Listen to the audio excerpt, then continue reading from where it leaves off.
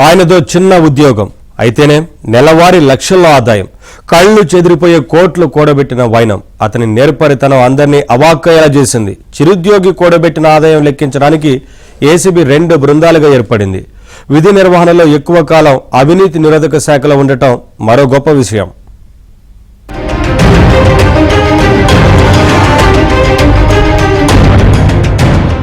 అతనిది హోంగార్డు ఉద్యోగమే.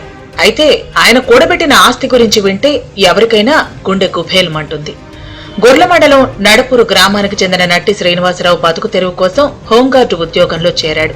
కొన్ని శాఖలకు హోంగార్డులను అప్పగించిన విధంగానే శ్రీనివాసరావును 15 ఏళ్ల క్రితం ఏసీబీ డిపార్ట్మెంట్ కు పంపించారు. ఇక్కడే శ్రీనివాసరావు చక్రం తిప్పాడు.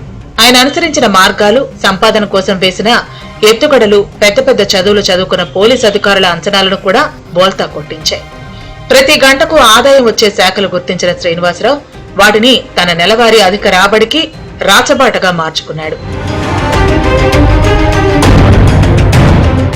శ్రీనివాసరావు ఫోన్ చేసి ఏసీబీ కార్యాలయం నుంచి మాట్లాడుతున్నాను అని చెప్పి నెలవారీ వసూళ్లు పెట్టుకున్నాడు. దీంతో విజయనగరం, విశాఖ జిల్లాల్లో భారీగా స్థిర చరాస్తులు కూడా పెట్టుకున్నాడు. అలానే ఏసీబీ కేసులో చిక్కుకున్న అధికారుల నుంచి అడ్డగోలుగా సంపాదనలు ఉన్న మరికొందరి నుంచి శ్రీనివాసరావు భారీగానే ముడుపులు తీసుకున్నట్లు తెలిసింది.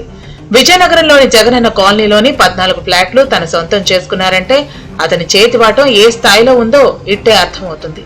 వీటితో పాటు 10 చోట్ల ఇంటి స్థలాలు, భూములు, ఫ్లాట్లు, తదితర స్థిరాస్తులు ఉన్నట్లు ఏసీబీ అధికారులు గుర్తించారు. దాదాపు 20 కోట్ల అక్రమాస్తులు కూడబెట్టినట్లు ఏసీబీ అధికారులు చెబుతున్నారు. అయితే శ్రీనివాసరావు కదలికలపై ఏసీబీ అధికారులకు అనుమానం రావడంతో గతేడాది జిల్లా పోలీస్ కార్యాలయానికి పంపించేశారు. పోలీస్ కళ్యాణ మండపం దగ్గర గేట్ కాపలాగా అతన్ని ఏర్పాటు చేశారు. ఇటీవల భోగాపురంలోని సబ్ రిజిస్టర్ కార్యాలయంలోని అధికారుల ఇళ్లపై ఏసీబీ అధికారులు సోదాలు నిర్వహించినప్పుడు హోంగార్డు శ్రీనివాసరావు బండారం బయటపడింది. సబ్ రిజిస్టర్ కార్యాలయంలో నుంచి నెలవారీ మామూళ్లు అందుకుంటున్న వారి జాబితాలో అతని పేరు ఉంది.